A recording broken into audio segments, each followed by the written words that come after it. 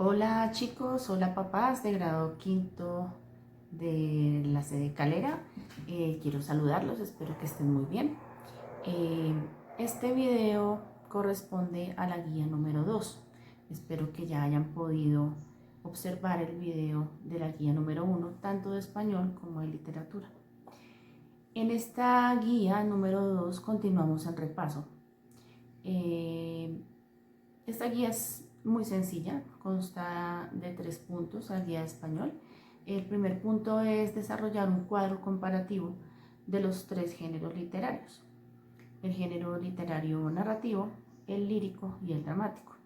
En ese cuadro ustedes tienen que decirme similitudes y diferencias que hay entre ellos. Entonces, sus elementos, como personajes, qué clase de personajes tiene cada uno de ellos,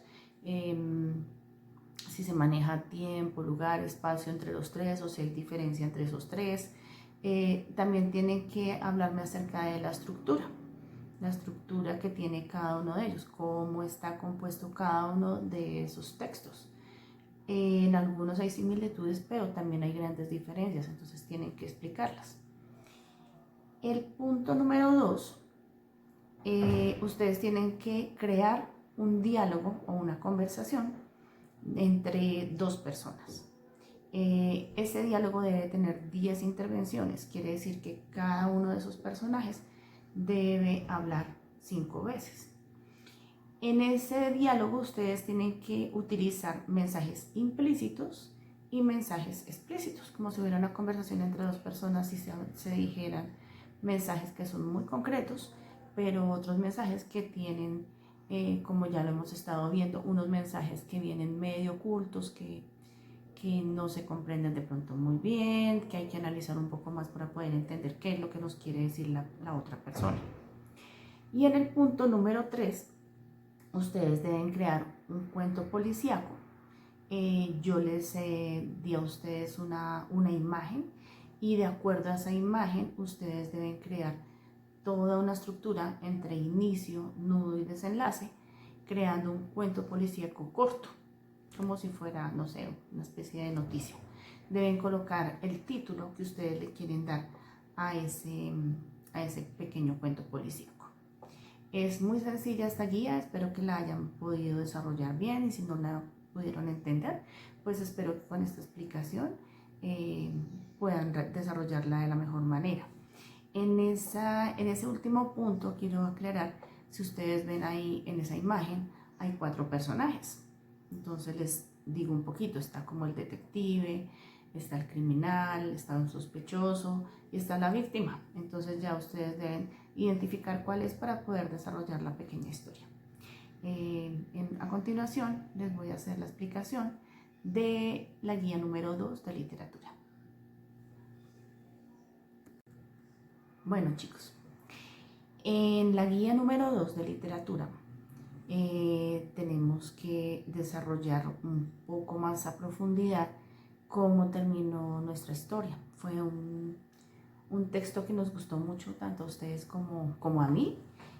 Fue muy agradable y espero que hayan podido disfrutarlo hasta el final, como lo disfrutamos en su inicio y en su nudo.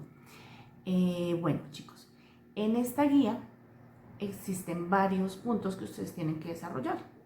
El primer punto es hacer una lista entre los personajes principales y los personajes secundarios. Entonces ustedes van a hacer la lista de cuáles fueron los personajes que fueron los que llevaron a cabo todas las aventuras que vivieron y pues que de principio a fin siempre estuvieron. Pues ustedes saben que esos se identifican como los personajes principales. Y los secundarios son otros personajes que existieron, que de pronto no tuvieron la misma relevancia, la misma importancia que los personajes que ustedes ya conocen. No les voy a decir porque ustedes conocen muy bien cuáles son los 3 principales personajes que existen en esta historia. En el segundo punto, ustedes tienen que hacer un cuadro del personaje que a ustedes de pronto más les llamó la atención.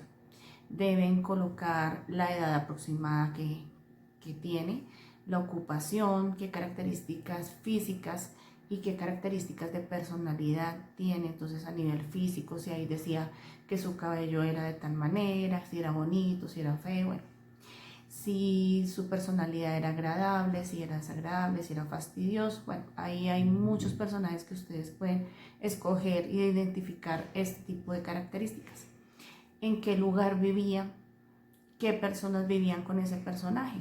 Ya ustedes determinan cuál fue el que más les gustó y desarrollan esa ficha. En el tercer punto, tienen que escribir todos los lugares que se identificaron desde el comienzo hasta el final de la historia. Muy fácil, ustedes la tienen escrita en su cuaderno. Si fueron muy juiciosos y desarrollaron esa actividad de colocar los lugares que logramos identificar en el texto, ustedes lo pueden hacer muy fácilmente. El cuarto punto dice cuánto tiempo pasó desde el comienzo hasta el final de la historia de Querido Blog.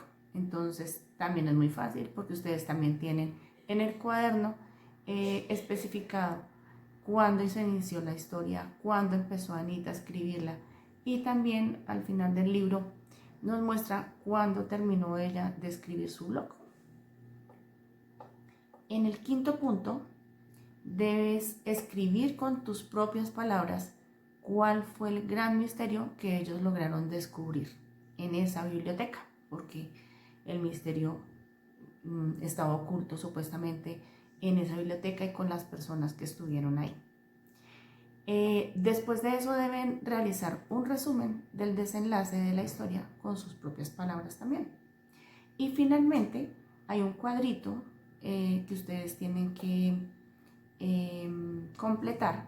Al lado está la imagen del libro y en el cuadro está la actividad que deben hacer, que es dibujar la escena que ustedes más les llamó la atención de todo el libro de Querido Blog. Chicos, esa es toda la actividad que tienen que hacer en literatura.